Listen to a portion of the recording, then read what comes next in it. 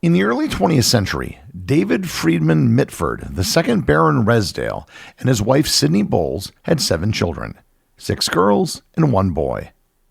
The sisters all achieved notoriety for very different reasons. They were, very different from each other. Very different. Several of them found themselves associated with some of the most important individuals of the 20th century. Learn more about the Mitford Sisters and their very different lives on this episode of Everything Everywhere Daily.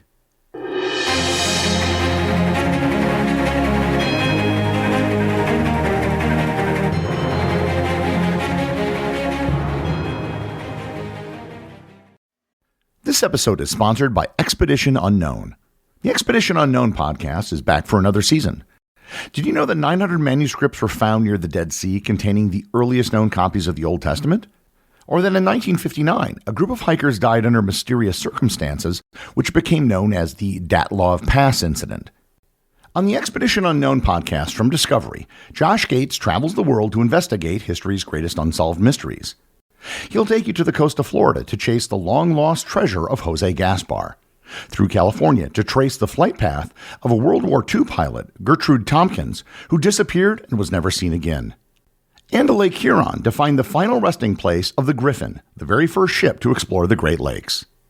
Travel the globe with Josh Gates as he investigates some of humanity's greatest feats and most iconic legends. Listen to Expedition Unknown wherever you get your podcasts. This episode is sponsored by the Up First podcast. Breaking news is broken. You're constantly doom scrolling on Facebook, Twitter, or TikTok to get the latest updates so you don't miss anything.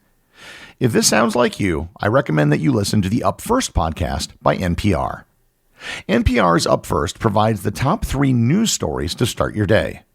With digestible 10 to 15 minute episodes, it's all the news you need so you can get back to your life feeling informed while preserving your sanity, letting you get ready, make breakfast, or go to work. From politics to economics and both national and international news, Up First is the go-to daily habit for the news consumer who wants to stay informed but is forever strapped for time. With Up First, you can start your day a little more in the know than you were when you went to sleep. Up First is the cure you need for your news fatigue. It lets you stay informed of the top stories while allowing you to spend the rest of your day on things more productive or more enjoyable. Listen now to the Up First podcast from NPR. I think you'll see that by the end of this episode that the Mitford sisters were different. There really aren't any heroes in this story. At best, you can say the Mitford sisters led interesting lives. What makes them interesting and worthy of an episode is how 6 different sisters managed to grow up to be so different. The story starts in England with Baron Redesdale David Freeman-Mitford. Born in 1878, he married Sidney Bowles in 1904. They proceeded to have 7 children, 6 daughters and 1 son. The story of this family has been used as inspiration for many stories, and I think you'll soon see why. In 2007, an article written by the journalist Ben McIntyre in the London Times described them as, quote, Diana the fascist, Jessica the communist, Unity the Hitler lover, Nancy the novelist, Deborah the duchess, and Pamela the unobtrusive poultry connoisseur. Each of the Mitford sisters led a very different life, so the logical place to start would be with the oldest sister, Nancy. Nancy Mitford was an English novelist, biographer, and journalist known for her sharp wit, social commentary, and satirical depictions of British aristocracy. Born on November 28, 1904, she was the eldest of the infamous Mitford sisters. Nancy was raised in a privileged yet unconventional household in England, with minimal formal education but a strong intellectual curiosity. Unlike some of her politically extreme sisters, she leaned towards liberal and socialist views. Nancy gained fame for her comic novels satirizing upper-class British life, particularly The Pursuit of Love, published in 1945, which was a semi-autobiographical novel that became a bestseller, and Love in a Cold Climate, published in 1949, which was another witty portrayal of aristocratic eccentricities. Her novels, known for their humor and social critique, remained a classic of 20th century British literature. She also wrote several historical biographies, including Madame de Pompadour in 1954, Voltaire in Love in 1957, and The Sun King in 1966 about Louis XIV of France, reflecting her deep fascination with French history. Nancy spent much of her later life in France, living in Paris from the 1940s onward. She never married, but had a long, complicated romance with Gaston Pulowski, a French diplomat. She died on June 30th, 1973, from Hodgkin's lymphoma, leaving behind a legacy of literary brilliance and biting social satire. If Nancy was an only child, then I probably wouldn't be doing this episode. The next oldest daughter was Pamela Mitford. Pamela was born on November 25th, 1907. Unlike her siblings, Pamela preferred a quieter life, earning her the family nickname the Rural Mitford. She developed a love for country living, animals, and farming, spending much of her life engaged in agricultural pursuits. She married physicist Derek Jackson in 1936, a wealthy and eccentric scientist with a passion for horse racing. However, their marriage ended in divorce, and Pamela never remarried. Unlike her sisters, Pamela remained largely apolitical, maintaining a reserved and private existence. Later in life, she had a long-term companionship with the Italian equestrian Judita Thomas. Pamela lived a contented life in the English countryside, enjoying her passion for farming and rural traditions. She passed away on April 12, 1994, remaining the least controversial yet quietly intriguing of the Mitford sisters. I'm going to skip ahead now for the purpose of building anticipation to the youngest sister, Deborah Mitford. Deborah Mitford, later known as Deborah, Duchess of Devonshire, was born on March 31st, 1920, the youngest of the Mitford sisters. Unlike some of her more politically extreme siblings, she embraced a life of duty, tradition, and quiet resilience. In 1941, she married Andrew Cavendish, who unexpectedly became the 11th Duke of Devonshire in 1950. As Duchess, she played a crucial role in transforming Chatsworth House, the family's grand but financially struggling estate, into a thriving cultural and commercial success. She modernized its management, opened it to the public, and developed businesses such as a farm shop and tourism initiatives that secured its future. Deborah had a deep love for the countryside, animals, and traditional British aristocratic life. She was also a writer, publishing memoirs and books on Chatsworth, as well as collections of letters exchanged with her sisters. Although often seen as the most conventional Mitford, her sharp wit and natural charm made her a beloved public figure. She remained active at Chatsworth well into her later years, passing away on September 24, 2014, at the age of 94. Now things are starting to get interesting. The second youngest sister was Jessica. Jessica Mitford was born on September 11, 1917, and became the most politically radical of the Mitford sisters. Unlike her aristocratic upbringing, she rejected privilege and embraced communism and activism, leading to a life marked by rebellion and social justice work.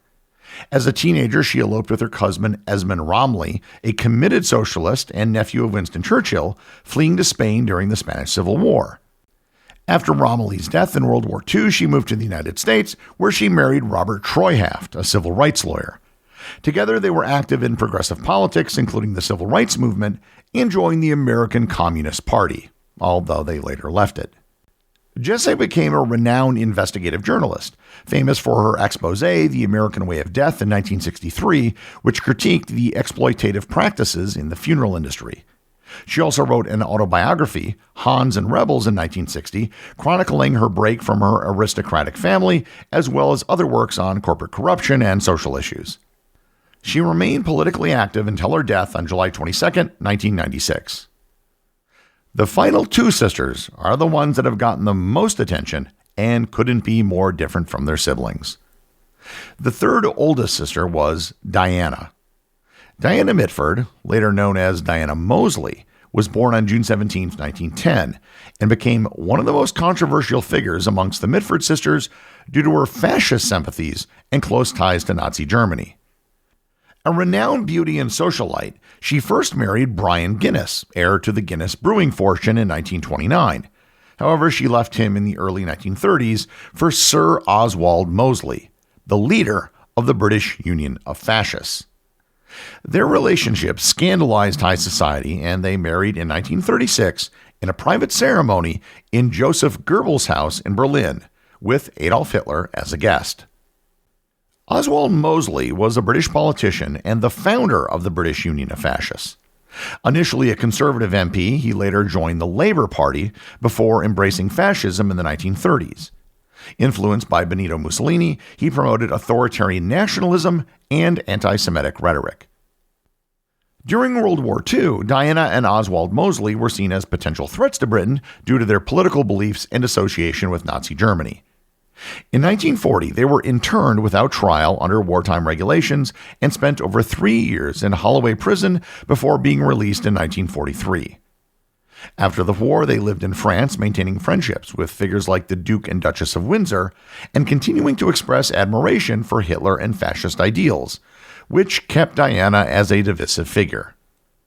Despite her political notoriety, she remained a literary figure, writing autobiographies and essays on aristocracy and culture. Her books included A Life of Contrast in 1977 and The Pursuit of Laughter in 1988.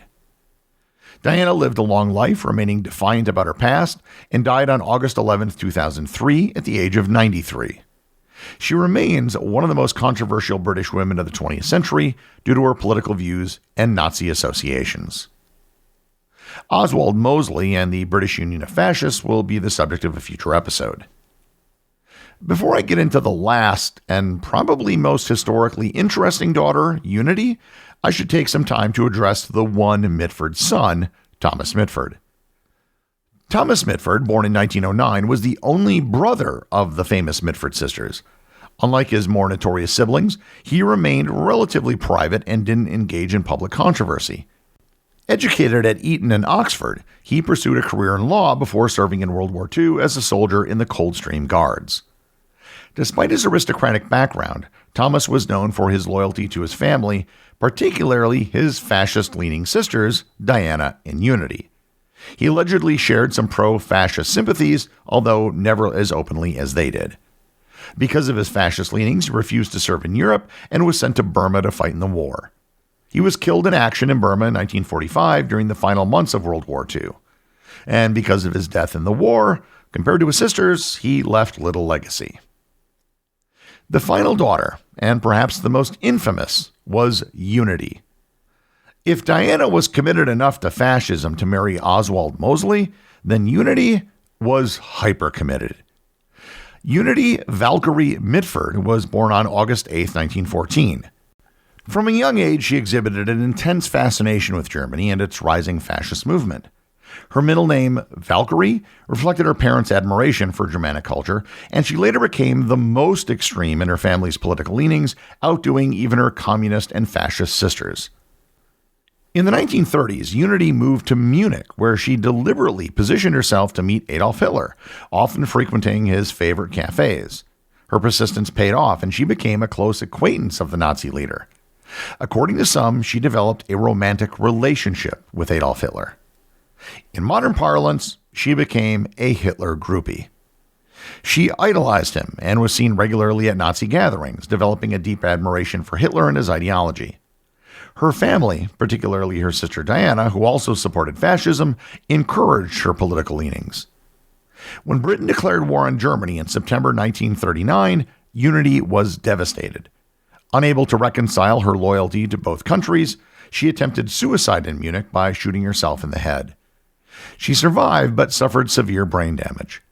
After months in a German hospital, she was sent back to England, where her family cared for her. Unity lived in a semi-vegetative state, unable to fully recover from her injuries. She spent her final years in seclusion in England before dying on May 28, 1948, from complications related to her injuries. I've had the Mitford sisters on my list of episode ideas for a long time. What finally spurred me to do this episode was the January 2025 public revelations of Unity Mitford's diary. These leather-bound journals, spanning from 1935 to 1939, had been lost for 8 decades before their remarkable discovery. The diaries meticulously document 139 meetings between Mitford and Hitler, starting with their initial encounter in February 1935 at Munich's Osteria Bavaria restaurant. In her entries, Mitford describes this meeting as, quote, the most wonderful day of my life, highlighting her profound infatuation with Hitler. Throughout the journals, she consistently refers to him as the Führer and capitalized the pronouns he and him. Beyond chronicling their numerous interactions, the diaries reveal Mitford's intense anti-Semitic beliefs and her unwavering support for Nazi ideology. They also shed light on the complexities of her relationship with Hitler, including the jealousy it sparked in his companion, Eva Braun. Mitford's final diary entry coincided with Germany's invasion of Poland on September 1, 1939. The final epilogue to this story of the very different sisters is the fact that, despite their very different beliefs, they corresponded with each other throughout their entire lives.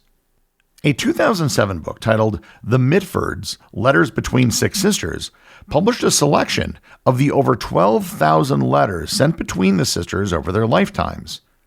Despite their obvious differences, their letters revealed deep sisterly affection, lively gossip, and reflections on literature, politics, and aristocratic life. The Mitford sisters, because of their extreme spectrum of beliefs from communist to fascist, have fascinated people for decades. There's a miniseries scheduled to be released by the BBC around June 2025 about the Mitford sisters called Outrageous. It appears the Mitford sisters continue to captivate historians, writers, and the public due to their extraordinary influence on 20th century British culture and politics. The executive producer of Everything Everywhere Daily is Charles Daniel. The associate producers are Austin Oatkin and Cameron Kiefer. Today's review comes from listener Leah2978 over on Apple Podcasts in the United States. They write, "Catching up on my general knowledge. I grew up in different countries having different sets of priorities in their history classes, and most of my time was spent learning their languages and not understanding a lot of it, so I have a few gaps in my general knowledge repertoire. This podcast is exactly what I need to bridge some of those gaps in an effective and efficient way while raising a new baby. I look forward to my spouse asking me what I learned on Gary's podcast and sharing my newly obtained knowledge of interesting things. Love the format, content, and vibe. Keep it up." Well, thanks, Leah. I'm glad that you're filling in the gaps in your knowledge. If what you know are bricks in an intellectual building, then let this podcast serve as the mortar. Remember, if you leave a review or send me a boostagram, you too can have it read on the show.